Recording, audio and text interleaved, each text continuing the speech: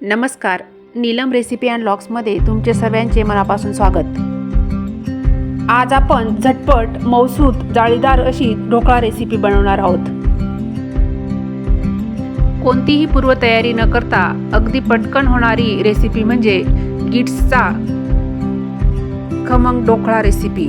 हे पॉकेट आपल्याला जमतेम 120 रुपयाला भेटते। नाश्त्यासाठी काय बनवू हा प्रश्न सोडवण्यासाठी तर ही रेसिपी अगदी उत्तम। पाण्याचे अचूक प्रमाण आणि योग्य टिप्स माहीत असल्या की ढोकळा बनवणे अगदी सोपे जाते।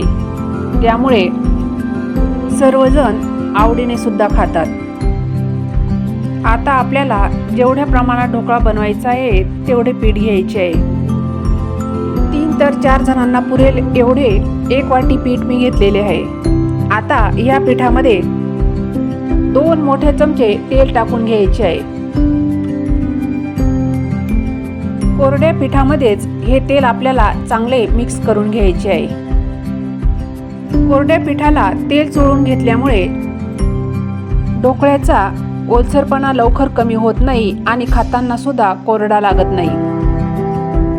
आता थोडे थोडे पाणी टाकून आपल्याला हेच कंटेन चांगले मिक्स करायचे आहे।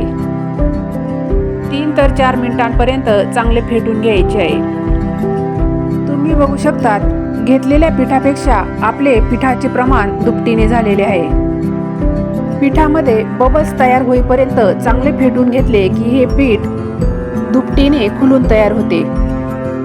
दुसऱ्या साईडला गॅसवर मी पाणी सुद्धा उकळायला ठेवलेले होते। त्यानंतर कढईमध्ये मावेल असे एखादे स्टीलचे पसरट भांडे घेऊन त्याला तेल लावून घ्यायचे आहे। भांड्याच्या बुडाशी आपल्याला हे तेल चांगले पसरून घ्यायचे आहे, म्हणजेच ढोकळा आपला चिकटणार नाही।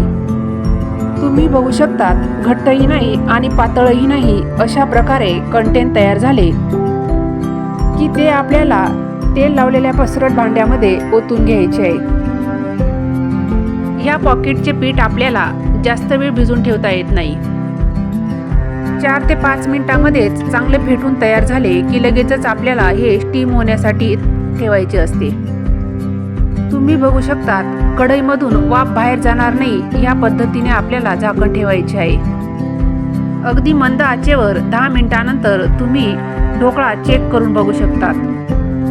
सुरीला थोडेसे पीठ चिकटून आले म्हणजेच ढोकळा अजून परफेक्ट तयार झालेला नाही। तोपर्यंत आपण फोडणीची तयारी करून घेऊ।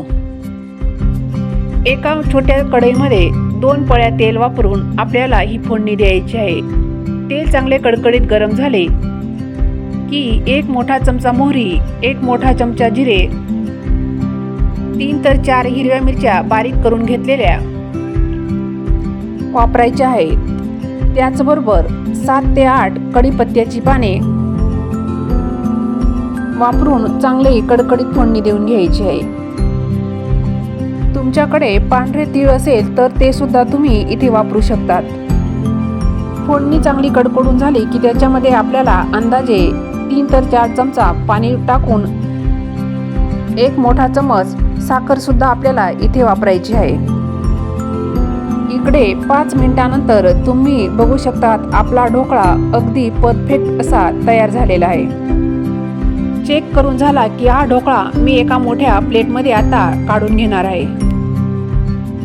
तुम्ही बघू शकतात कापताना आपल्या लक्षात येते की ढोकळा हा अगदी मऊ लुसलुशीत आणि स्पंजी असा तयार झालेला आहे।